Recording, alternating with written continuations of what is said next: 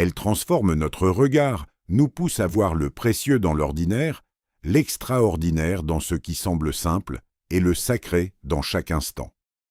Reconnaître ce que nous avons déjà reçu nous libère du poids du manque et nous connecte à une dimension plus profonde de la vie.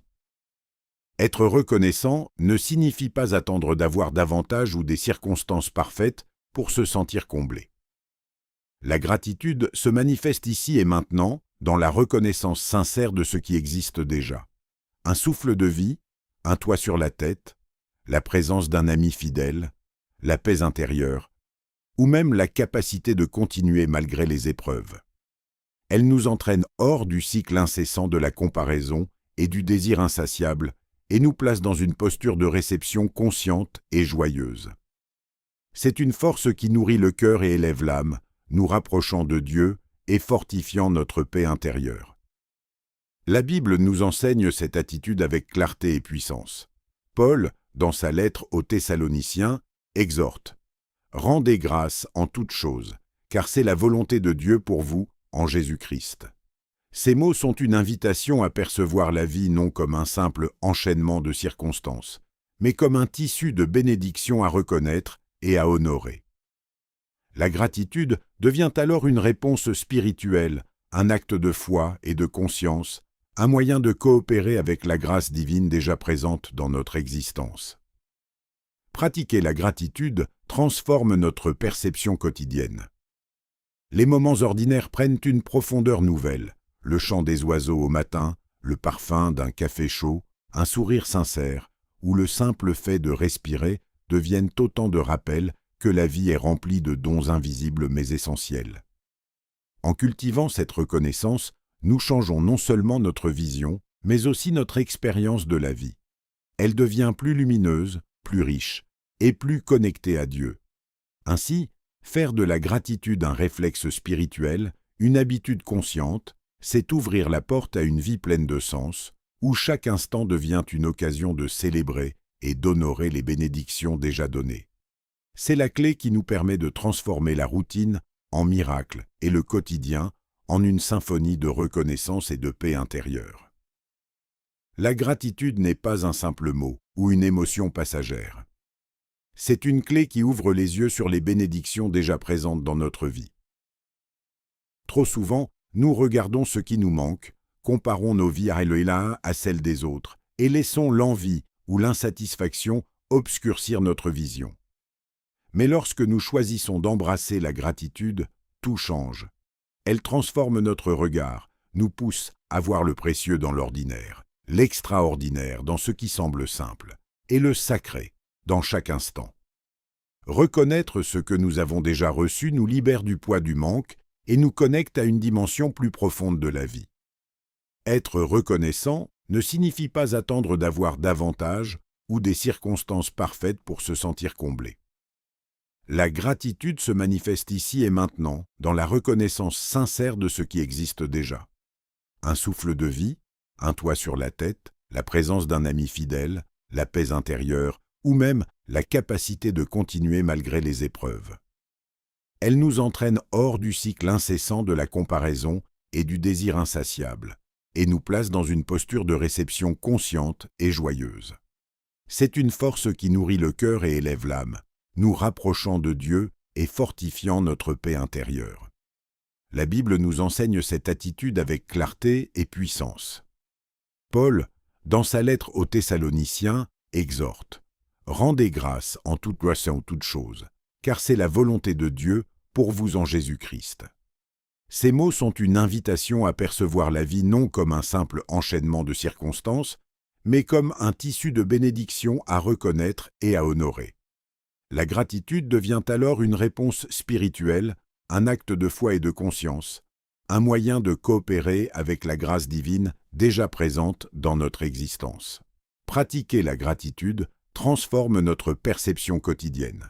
Les moments ordinaires prennent une profondeur nouvelle. Le chant des oiseaux au matin, le parfum d'un café chaud, un sourire sincère, ou le simple fait de respirer deviennent autant de rappels que la vie est remplie de dons invisibles mais essentiels. En cultivant cette reconnaissance, nous changeons non seulement notre vision, mais aussi notre expérience de la vie. Elle devient plus lumineuse, plus riche et plus connectée à Dieu. Ainsi, faire de la gratitude un réflexe spirituel, une habitude consciente, c'est ouvrir la porte à une vie pleine de sens, où chaque instant devient une occasion de célébrer et d'honorer les bénédictions déjà données. C'est la clé qui nous permet de transformer la routine en miracle et le quotidien en une symphonie de reconnaissance et de paix intérieure. Ce sentiment de décalage révèle souvent un potentiel que les environnements conventionnels ne peuvent comparer comprendre. Il est le prélude à une destinée unique, un rappel que chaque expérience, chaque moment d'inconfort ou de solitude contribue à vous préparer pour ce que Dieu a prévu. La sensation d'être différent n'est pas un accident. Elle est intentionnelle, elle est divine. Elle vous garde prêt à accueillir une mission qui exige une vision et un courage particulier, au-delà des modèles habituels de réussite et d'acceptation sociale. Comme l'affirme Paul dans sa lettre aux Corinthiens, vous êtes le corps de Christ, et chacun pour sa part, vous en êtes membre. 1 Corinthiens 12, 27. Chaque personne est placée avec un rôle précis, parfois en dehors de ce que les autres comprennent, parfois sur un chemin qui semble isolé, mais jamais par hasard. Votre différence est un signe que vous êtes destiné à contribuer d'une manière unique, là où personne d'autre ne pourrait agir comme vous. Ainsi, lorsque vous ressentez ce sentiment de ne jamais vraiment appartenir, ne le considérez pas comme un manque ou un échec. Il est un signe que vous êtes préparé pour quelque chose de plus grand, une vocation distincte et précieuse, et que chaque instant d'isolement nourrit votre capacité à accomplir ce que Dieu a réservé pour vous. La solitude n'arrive jamais par hasard. Elle descend doucement, souvent après la tempête de la douleur inexplicable, comme si le monde lui-même faisait une pause, vous laissant seul avec vos pensées, vos doutes et ce vide qui semble impossible à combler. Dans cette saison, on peut se sentir oublié, incompris, comme si chaque connexion humaine s'était rompue. Pourtant, cette solitude n'est pas un rejet, c'est une séparation intentionnelle, un espace sacré où Dieu peut œuvrer sans distraction. Comme le sculpteur qui isole son marbre pour révéler la forme cachée, Dieu utilise la solitude pour travailler sur ce qui est invisible aux yeux, le cœur, la foi, le caractère. Pendant ces moments, chaque silence devient un enseignement, chaque instant de vide une opportunité de croissance. On découvre alors des aspects de soi-même que la compagnie des autres aurait masqués. La solitude révèle la profondeur de nos désirs, de nos peurs, de nos aspirations. Elle nous force à chercher Dieu non à travers les distractions extérieures, mais dans l'intimité de l'âme. La dépendance spirituelle naît ici, dans ce lieu retiré où la prière devient plus qu'une habitude. Elle devient une conversation vitale avec le Créateur. Dans cette saison, même les larmes trouvent leur sens. Elles ne sont pas seulement une manifestation de tristesse, mais des gouttes de purification, un lavage intérieur qui prépare à recevoir ce que Dieu a prévu. La solitude n'est pas une absence, mais un passage. Elle prépare à l'action, à la mission, à l'accomplissement d'un rôle plus grand que soi. Chaque jour passé dans ce désert intérieur est un chapitre du plan divin, écrit avec patience et précision. Comme le dit l'Écriture dans Ésaïe, « Quand tu passeras par les eaux, je serai avec toi. Et les fleuves, ils ne te submergeront point. Quand tu marcheras dans le feu, tu ne te brûleras pas, et la flamme ne te consumera pas. » Ésaïe 43, 2. Même dans la solitude la plus profonde, nous ne sommes jamais vraiment seuls. Cette saison n'est pas un abandon, mais une préparation, un creuset où le caractère et la foi se renforcent pour ce qui vient après. Ainsi, lorsque le silence pèse et que le monde semble s'éloigner, souvenez-vous que c'est dans cet isolement choisi que Dieu affine, fortifie et équipe. Chaque moment de solitude est un pas vers la maturité, une étape cruciale pour la mission future. La solitude n'est pas une punition, elle est un atelier divin où l'âme est formée pour l'éternité. Il y a des saisons où tout semble suspendu, comme si le temps lui-même s'était arrêté. Vous avez des rêves clairs, un appel qui brûle au plus profond de vous, et pourtant, chaque étape semble stagner. Les portes restent closes, les projets traînent, et même les efforts constants semblent ne produire aucun résultat. La frustration monte, les doutes s'installent, et l'on peut commencer à se demander si l'on s'est trompé de chemin, ou pire, si Dieu nous a oubliés. Cette sensation de retard, de stagnation, peut être lourde à porter. Chaque jour devient un test de patience, chaque échec apparent un miroir des limites personnelles. Mais derrière ce voile de retard, il y a un dessein. Ce n'est pas un oubli, ce n'est pas un hasard, ce n'est pas une punition. Chaque délai prolongé est une préparation silencieuse, une maturation invisible. Dieu sait que certaines promesses sont trop grandes pour être reçues immédiatement. Un cadeau donné trop tôt pourrait se perdre, une responsabilité assumée sans préparation pourrait écraser au lieu d'élever. Le retard devient alors un professeur exigeant mais juste, qui enseigne la patience, forge la persévérance et fortifie le caractère.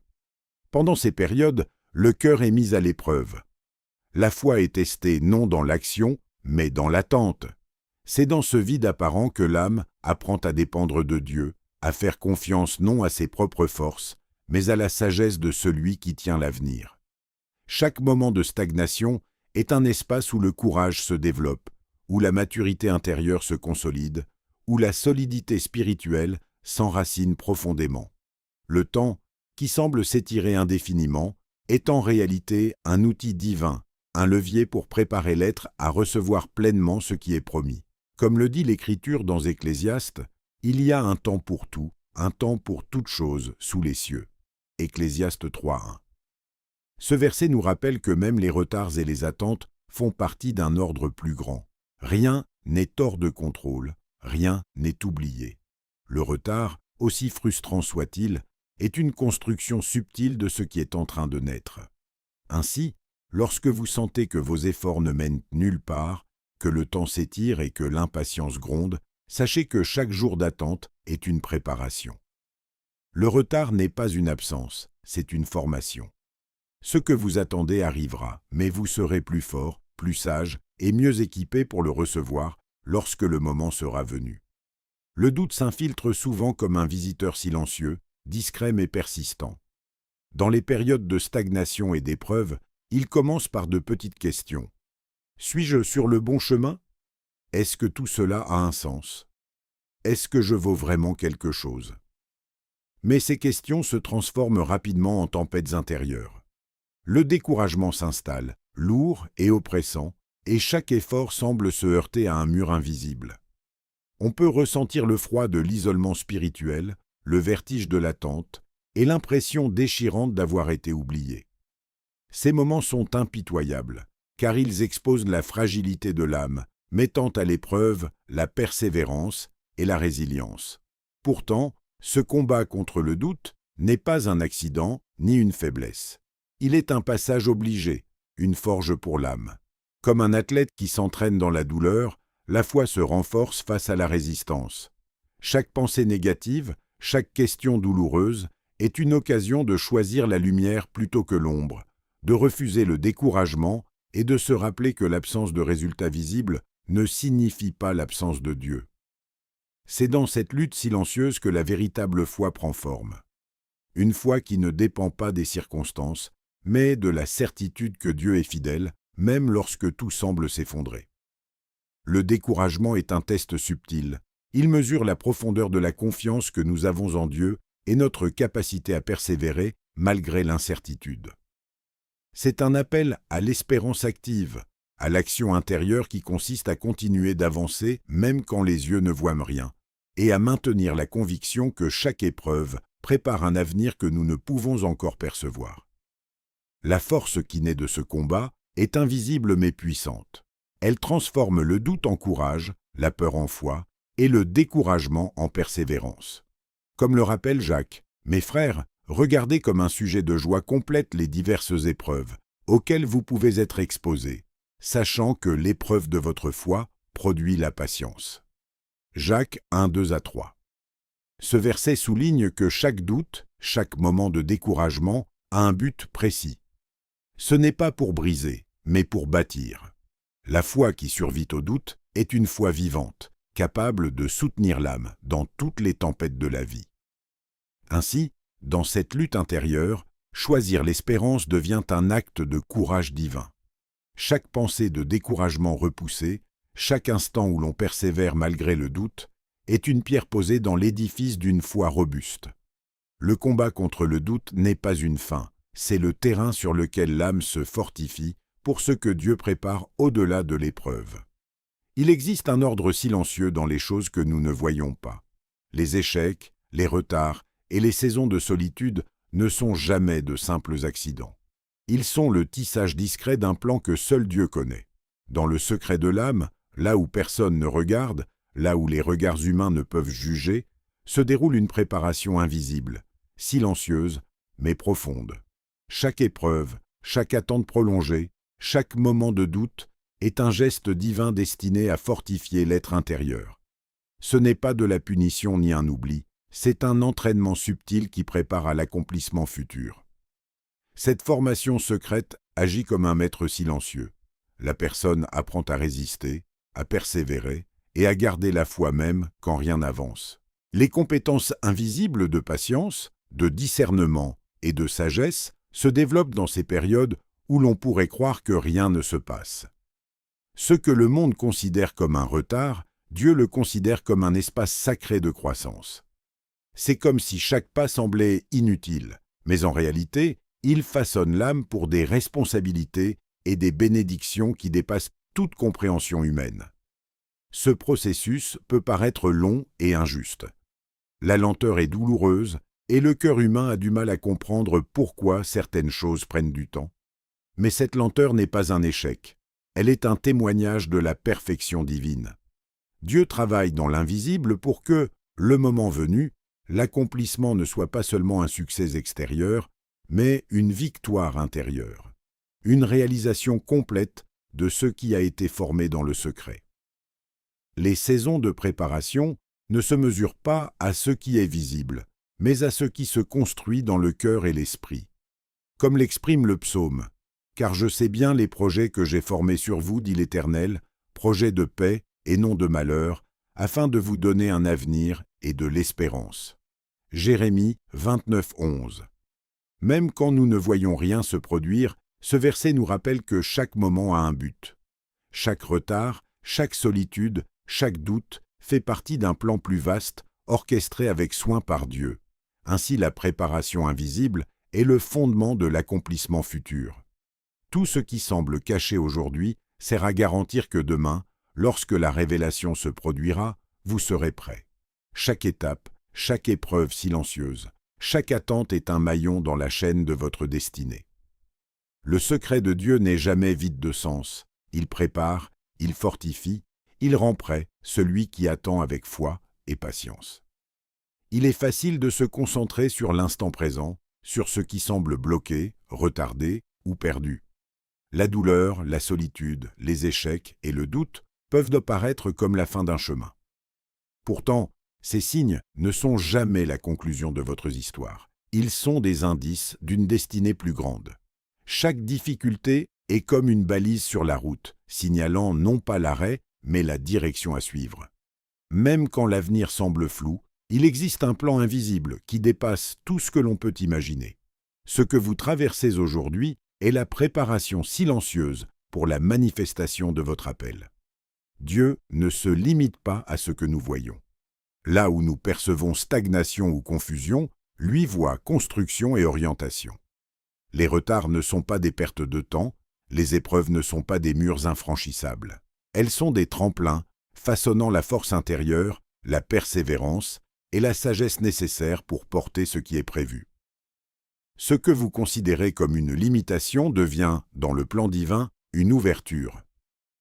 Chaque larme versée, chaque nuit d'inquiétude et chaque lutte contre le doute sert à préparer le cœur à recevoir quelque chose de plus grand que ce que vous auriez pu demander ou imaginer. Dans cette perspective, abandonner n'est jamais une option. Même au milieu de la confusion, il y a un appel à continuer, à avancer avec foi et conviction. Chaque étape, chaque saison difficile, chaque retard a un sens lorsque l'on adopte le regard divin. Les expériences passées et présentes sont des chapitres d'un récit plus vaste qui ne peut être compris que par la patience et la confiance. La destinée que Dieu a tracée pour vous est plus vaste que vos obstacles, plus lumineuse que vos épreuves, et plus réel que vos peurs. Comme le dit Paul aux Corinthiens, « Car je connais les projets que j'ai formés sur vous, projets de paix et non de malheur, afin de vous donner un avenir et une espérance. » Jérémie 29, 11, rappelé par Paul dans ses lettres. Ce verset nous rappelle que même lorsque la situation actuelle semble limitée ou confuse, il y a un dessein plus grand en œuvre.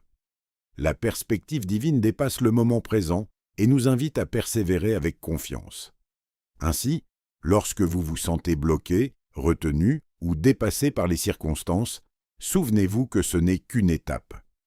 Votre destinée est plus grande que votre situation actuelle. Chaque signe, chaque retard, chaque lutte prépare le terrain pour ce qui doit venir. La meilleure partie de votre histoire est encore à venir, et elle sera à la hauteur de ce que Dieu a prévu pour vous. Seigneur Jésus, dans les moments de douleur et d'incompréhension, aide-nous à ne pas perdre la foi. Quand nous nous sentons seuls ou en retard, rappelle-nous que tu es toujours à l'œuvre. Donne-nous la force de persévérer, la patience d'attendre ton temps parfait, et la confiance que chaque épreuve a un sens dans ton plan. Façonne-nous selon ta volonté, et conduis-nous vers la destinée que tu as préparée pour nous. Amen.